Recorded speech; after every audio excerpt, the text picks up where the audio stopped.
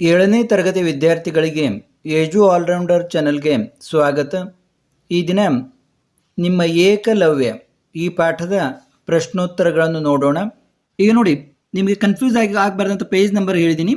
Page number 40ಯಲ್ಲಿರುವಂಥ C1ನಲ್ಲಿ answer the following questions in a word or a phrase or a sentence. Who was Ekalavya? Ekalavya ಯಾರು? Ekalavya was the son of Hiranya Dhanush, hunter chief of the southern forest.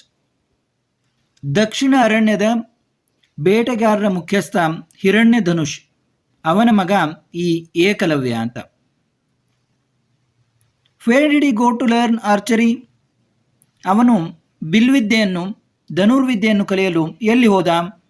He went to Dronacharya, the great acharya of Pandavas and Kauravas to learn archery. ಅವನು ಈ ಪಾಂಡವ ಮತ್ತು ಕೌರವರ ಗುರುಗಳಾದ ಆಚಾರ್ಯರಾದ ದ್ರೋಣಾಚಾರ್ಯರ ಬಳಿ ವಿದ್ಯೆಯನ್ನು ಕಲಿಯಲು ಹೋದ. Why did you want to learn archery? ಅವನು ಬಿಲ್ವಿದ್ಯೆಯನ್ನು ಏಕೆ ಕಲಿಬೇಕಂತಿದ್ದ? He wanted to learn archery because wolves have increased in his forest and the fawns are unsafe. ಅವನ ಅರಣ್ಯದಲ್ಲಿ ತೋಳಗಳು ಹೆಚ್ಚಾಗಿದ್ದವು, ಅದರಿಂದ ಈ ಜಿಂಕೆಯ ಮರಿಗಳಿಗೆ ರಕ್ಷಣೆ ಇಲ್ದಂಗಾಗಿತ್ತು. They are unsafe. He could not bear to see the poor animals getting troubled by the greedy wolves. ಅವನಿಗೆ ಈ ಬಡ ಪ್ರಾಣಿಗಳು ಈ ಹಸಿದ ಆಸೆಪೂರ್ವಕ ತೋಳಗಳಿಂದ ತೊಂದರೆಗೊಳಗಾಗುವುದನ್ನು ನೋಡಲಿಕ್ಕೆ ಆಗ್ತಾ ಇರಲಿಲ್ಲ. ಆದ ಕಾರಣ ಈ ಧನುರ್ವಿದ್ಯೆಯನ್ನು ಕಲಿಬೇಕಂತ ಆತ ಮಾಡಿದ. Hence he wanted to learn archery in order to protect the fawns, FAWNS, fawns in the surrounding. ಆದ ಕಾರಣ ಈ ಫಾನ್ಸ್ಗಳನ್ನು ರಕ್ಷಣೆ ಮಾಡಲಿಕ್ಕೆ ಆತ ಬಿಲ್ವಿದ್ಯೆಯನ್ನು ಕಲಿಬೇಕಂದ. ಇನ್ನು ಪೇಜ್ ನಂಬರ್ 42 ಅಲ್ಲಿರುವ ಪ್ರಶ್ನೋತ್ತರಗಳನ್ನು ನೋಡಿ, ಸ್ವಲ್ಪ ಹಿಂದೆ ಮುಂದಾಗಿದ್ದಾವೆ. Pick out the line in which Drona praises the teacher of Ekalavya. That line is your teacher must indeed be a great one. ಯಾವಾಗ ದ್ರೋಣ ಏಕಲವ್ಯನನ್ನು ಭೇಟಿಯಾಗಿ ಆತ ಧನುರ್ವಿದ್ಯೆಯಲ್ಲಿ ತುಂಬ ಆಗಿರುವುದನ್ನು ನೋಡಿ ಹೇಳ್ತಾನೆ, your teacher must indeed be a great one. ನಿಮ್ಮ ಗುರುಗಳು ತುಂಬ ದೊಡ್ಡವರಾಗಿರ್ಬೋದು, ಮಹಾತ್ಮರಾಗಿರ್ಬೋದು, ಶ್ರೇಷ್ಠರಾಗಿರ್ಬೋದು ಅಂತ ದ್ರೋಣರು ಹೊಗಳ್ತಾರೆ. What made Drona appreciate Ekalavya skill? By seeing Ekalavya skilful trick of ಶಬ್ದವೇದಿ. By seeing Ekalavya's What made Drona appreciate Ekalavya's skill? By seeing Ekalavya's skillful trick of Shabdavedi, Drona appreciated him. Ekalavya's skill was uncomparable. It was extraordinary skill. ಈ ಏಕಲವ್ಯನ ಒಂದು ತಂತ್ರಗಾರಿಕೆಯನ್ನು, ಅವನ ನೈಪುಣ್ಯವನ್ನು ನೋಡಿ ಶಬ್ದವೇದಿಯನ್ನು ಉಪಯೋಗಿಸುವಂಥ ಆ ಏಕಲವ್ಯನ ತಂತ್ರಗಾರಿಕೆಯನ್ನು ನೋಡಿ ದ್ರೋಣ ತುಂಬ ಮೆಚ್ಚಿಕೊಂಡ. ಅವನ ಒಂದು ಆ ತಂತ್ರ ಯಾರಿಗೂ ಹೋಲಿಸಲಾರದಂತಹದ್ದಿತ್ತು. ಅದು was incomparable. It was extraordinary skill. ಅಂದರೆ ಅದು ಸಾಮಾನ್ಯವಾದಂಥ ನಿಪುಣತೆ ಅಲ್ಲ, ಅವನ ಈ ತಂತ್ರಗಾರಿಕೆ ಅತ್ಯಂತ ಎಕ್ಸ್ಟ್ರಾ ಆರ್ಡಿನರಿ ಅಂದರೆ ವಿಶೇಷವಾದದ್ದು ಅಂತ. Why did Ekalavya shoot arrows at the approaching noise? ಇದನ್ನು ಮುಂಚೆ ಕೇಳಲಾಗಿದೆ ಇಲ್ಲಿ ಪೇಜ್ ನಂಬರ್ 42ನಲ್ಲಿ. ಏಕಲವ್ಯ ಯಾಕೆ ಆ ಧ್ವನಿ ಬಂದ ಕಡೆಗೆ ಬಾಣಗಳನ್ನು ಹೊಡೆದ ಅಂತ. Ekalavya shoot arrows at the approaching noise because he wants to protect his innocent animals.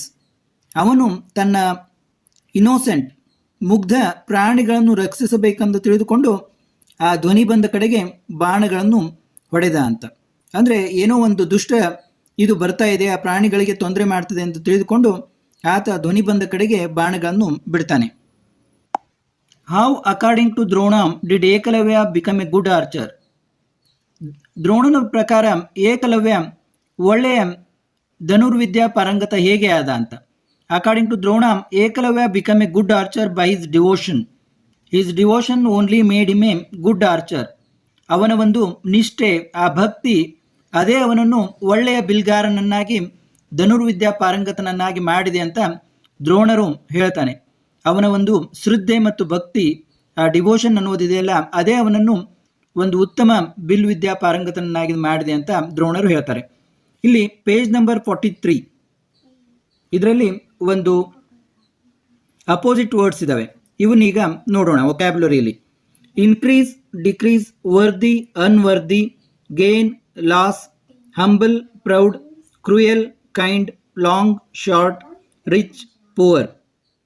ಅಂದರೆ ಇನ್ಕ್ರೀಸ್ ಅಂದರೆ ಹೆಚ್ಚಾಗೋದು, ಡಿಕ್ರೀಸ್ ಅಂದರೆ ಕಡಿಮೆ ಆಗೋದು, ವರ್ದಿ ಅಂದರೆ ಬೆಲೆಯುಳ್ಳದ್ದು, ಅನ್ವರ್ದಿ ಅಂದರೆ ಅಮೂಲ್ಯವಾದದ್ದಲ್ಲ ಅಂತ, ಬೆಲೆ ಇಲ್ಲದ್ದು, ಗೇನ್ ಅಂದರೆ ಗಳಿಸುವುದು, ಲಾಸ್ ಅಂದರೆ ಕಳೆದುಕೊಳ್ಳುವುದು, ಹಂಬಲ್ ಅಂದರೆ ಅತ್ಯಂತ ವಿನಯಶೀಲನಾಗಿರೋದು, ಪ್ರೌಡ್ ಅಂದರೆ ಅಭಿಮಾನವನ್ನು ಪಟ್ಟುಕೊಳ್ಳೋದು, ಕ್ರೂಯಲ್ ಅಂದರೆ ಕ್ರೂರ, ಕೈಂಡ್ ಅಂದರೆ ದಯಾಳುವಾಗಿರೋದು, ಲಾಂಗ್ ಅಂದರೆ ಉದ್ದ, ಶಾರ್ಟ್ ಅಂದರೆ ಗಿಡ್ಡ ಸಣ್ಣದು ಅಂತ, ರಿಚ್ ಅಂದರೆ ಶ್ರೀಮಂತ, ಪುವರ್ ಅಂದರೆ ಬಡವ. ಈ ರೀತಿ ಈ ವಿರುದ್ಧಾರ್ಥಗಳನ್ನು ಇಲ್ಲಿ ಬರೆದಿದ್ದೀವಿ, ಕೂಡಿಸಿ ಬರೆದಿದ್ದೀವಿ. Fill in the blanks with suitable noun forms. One is done for you. Is there any mean in what you are singing? ಇಲ್ಲಿ ಮೀನ್ ಇದ್ದದ್ದು ಏನಾಗ್ತದೆ ನೋಡಿ. Is there any meaning in what you are saying? Singing ಅಲ್ಲ, ಅದು saying. ಈ ನೀ ಹೇಳೋದ್ರಲ್ಲಿ ಏನಾದರೂ ಅರ್ಥ ಇದೆಯಾ ಅಂತ ನಾವು ವಾಕ್ಯವನ್ನು ಮಾಡಬೇಕಂದ್ರೆ ಮೀನಿಂಗ್ ಅಂತ ಹೇಳಬೇಕು. Children's choice is playing cricket. Children choose ಇದ್ದದ್ದು ಚಾಯ್ಸ್ ಆಗ್ತದೆ. Children's choice is playing cricket. ಮಕ್ಕಳ ಆಯ್ಕೆ ಕ್ರಿಕೆಟ್ ಆಟವನ್ನು ಆಡುವುದಾಗಿತ್ತಂತ. The teachings of Krishna is found in Bhagavad Gita. The teach of Krishna ಅಂತ ಬರೋದಿಲ್ಲ, ಟೀಚಿಂಗ್ಸ್ ಅಂತ ಬರ್ತದೆ. ಭಗವದ್ಗೀತೆಯಲ್ಲಿ ಕೃಷ್ಣನ ಬೋಧನೆಗಳನ್ನು ನಾವು ನೋಡ್ತೀವಿ. Don't take hasty decisions. Don't take hasty decide ಅಂತ ಅನ್ಲಿಕ್ಕೆ ಬರೋದಿಲ್ಲ. ಏನು ಅನ್ಬೇಕಾಗ್ತದೆ? ಡಿಸಿಷನ್ಸ್. ಆತುರವಾಗಿ ನಿರ್ಧಾರಗಳನ್ನು ತೆಗೆದುಕೊಳ್ಳಬೇಡ್ರಿ ಅಂತ.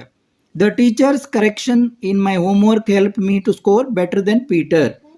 ಕರೆಕ್ಟ್ ಅನ್ನೋದು ಕರೆಕ್ಷನ್ ಅಂತ ಆಗ್ತದೆ. ಆ ಟೀಚರ್, ಆ ಶಿಕ್ಷಕರ ತಿದ್ದುಪಡಿಯಿಂದಾಗಿ ನನ್ನ ಮನೆ ಕೆಲಸದಲ್ಲಿ ಟೀಚರ್ ತಿದ್ದುಪಡಿಯಿಂದಾಗಿ ನಾನು ಹೆಚ್ಚು ಅಂಕಗಳನ್ನು ಪಡೆಯಲು ಸಾಧ್ಯವಾಯಿತು. ಪೀಟರ್ಗಿಂತ ಹೆಚ್ಚು ಅಂಕಗಳನ್ನು ಪಡೆಯಲು ಸಾಧ್ಯವಾಯಿತು. I will be happy to have you as my teacher. ನನಗೆ ತುಂಬ ಸಂತೋಷವಾಗ್ತದೆ, ನಿಮ್ಮನ್ನು ಶಿಕ್ಷಕರನ್ನಾಗಿ ಪಡೆದು ನನಗೆ ತುಂಬ ಸಂತೋಷವಾಗ್ತದೆ ಅಂತ. ಟೀಚ್ ಇದ್ದು ಟೀಚರ್ ಆಗ್ತದೆ ನೌನಲ್ಲಿ. Narayan was consider the best boy for is intelligence in solving the problem. Intelligent ಇದ್ದು ಇಂಟೆಲಿಜೆನ್ಸ್ ಆಗ್ತದೆ. ಪ್ರಾಪರ್ ನೌನ್ ಏನಿಲ್ಲಿ ಇಂಟೆಲಿಜೆನ್ಸ್. ನಾರಾಯಣನು ಈ ಸಮಸ್ಯೆಯನ್ನು ಬಗೆಹರಿಸುವಲ್ಲಿ, ಸಾಲ್ವ್ ಮಾಡುವುದರಲ್ಲಿ ಅತ್ಯಂತ ಒಳ್ಳೆಯ ಹುಡುಗ, ಬೆಸ್ಟ್ ಬಾಯ್ ಅಂತ ಕನ್ಸಿಡರ್ ಮಾಡಲಾಗಿದೆ, ಅಂತ ಪರಿಗಣಿಸಲಾಗಿದೆ. ನಾರಾಯಣನನ್ನು ಈ ಸಮಸ್ಯೆಯನ್ನು ಬಗೆಹರಿಸುವುದರಲ್ಲಿ ಅತ್ಯಂತ ಒಳ್ಳೆಯ ಹುಡುಗ ಎಂದು ಪರಿಗಣಿಸಲಾಗಿದೆ. ಇಲ್ಲಿಗೆ ಈ ಭಾಗವನ್ನು ಮುಗಿಸ್ತಾ ಇದ್ದೀನಿ. ಮತ್ತೆ ಮುಂದಿನ ಭಾಗದೊಂದಿಗೆ ಮುಂದಿನ ವಿಡಿಯೋದಲ್ಲಿ ಭೇಟಿಯಾಗೋಣ. ಎಲ್ಲ ವಿದ್ಯಾರ್ಥಿಗಳಿಗೂ ವಂದನೆಗಳು. ಎರಡನೇ ಭಾಗವನ್ನು ತಪ್ಪದೇ ನೋಡಿರಿ.